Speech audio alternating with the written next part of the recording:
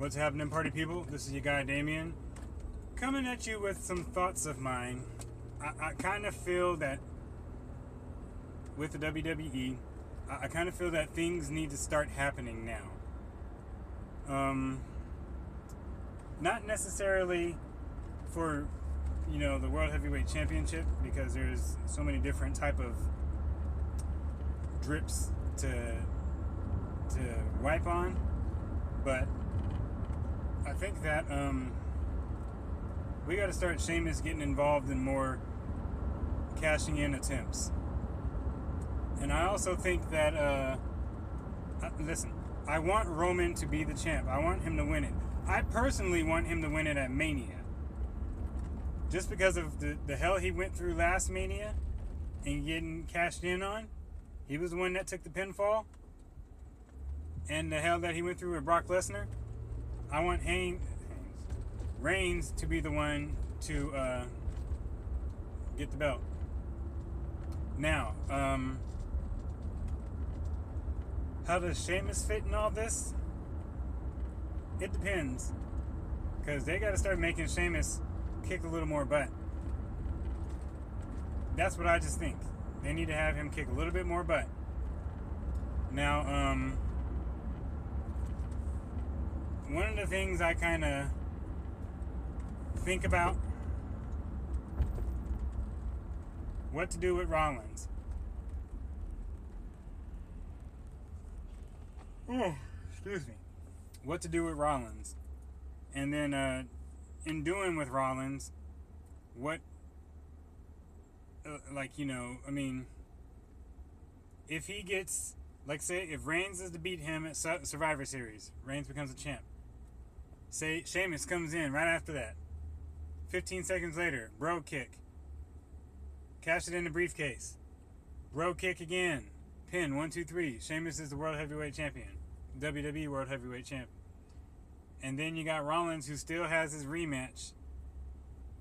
And then, on top of that, Reigns is going to have to get his rematch too. So how long do you keep the belt on Sheamus? Do you keep it on him through or all the way to WrestleMania? Do you take it off him like at Rumble, considering that's a short amount of time? Do you do something like, have him lose it at Fastlane, whether it's to Reigns or Rollins? Like, what do you do? Or do you want to wait and have Sheamus cash on Monday Night Raw, the night after WrestleMania? Or, on top of this, is Sheamus going to be victorious in cashing in? Because Damien Sandow and John Cena, the only two men in WWE who had failed cash-in attempts, that did not get the gold cashing in. So, you got to also think about that too. They may not have Sheamus get the belt. Although I think they would probably do that to give his resume more satisfaction. Because John Cena didn't need a Money in the Bank. Although he made history by being the first one to fail to cash it in. Because he didn't do it the sneaky way. He had a match straight up like a man. And I just think that something's got to happen. If anything's going to happen, this is what I want to happen. Whether it be Rollins or Reigns who comes victorious out of that match, Sheamus should come and cash it in. It's a random time.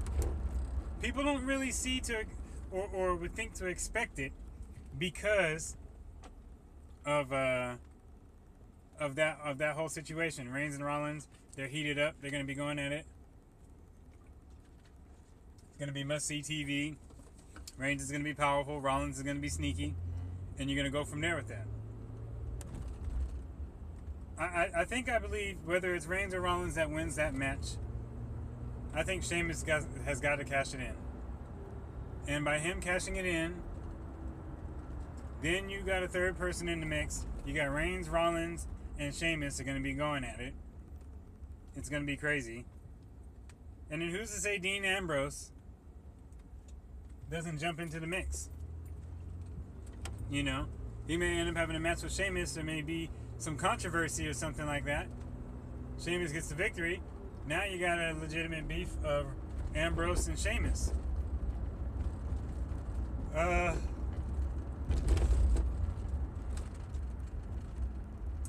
Then you got what to do. Or do you just not have Sheamus cash in and have him use his cash in opportunity at WrestleMania? Whoever would have the belt at that time. And then of course the Royal Rumble winner. More than likely it's probably looking like a three-way. It's gonna look like a three-way match for WrestleMania. Now, you probably have The Rock and Triple H. You know, I can't see them getting into it and then them not having a match after all these months go by at WrestleMania. The Rock had already called out Triple H talking about time to make a WrestleMania moment. Let's do it live, 100,000 strong. The Rock and Triple H one more time. You know, I would rather have that go ahead. Now, I for the longest thought that Sting and The Undertaker should have a match at WrestleMania.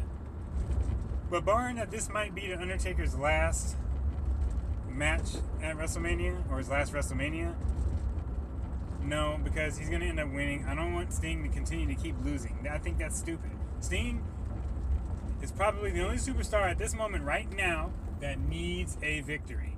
And a big victory after that, at that. So, could you have him go up against somebody like Bray Wyatt? I wouldn't do that because Bray Wyatt has lost the last 2 WrestleManias. That's not smart either. Bray Wyatt has got to win in WrestleMania. So, they're going to have to give him somebody that's going to give him a nice win for WrestleMania. I don't think you'd want to have Rusev have another, even though, you know, his first WrestleMania and he lost the title at that. Not sure if you want that to be or happen. But I think you want to have there's possibilities for WrestleMania 32, and I'm going to make another video about that eventually and pretty soon, about possibility matchups for WrestleMania 32. But let me get off of this video. I'm gonna come at you with another video. This will be WrestleMania 32 possible feuds and matchups, and how you can make WrestleMania 32 probably be the greatest one of all time.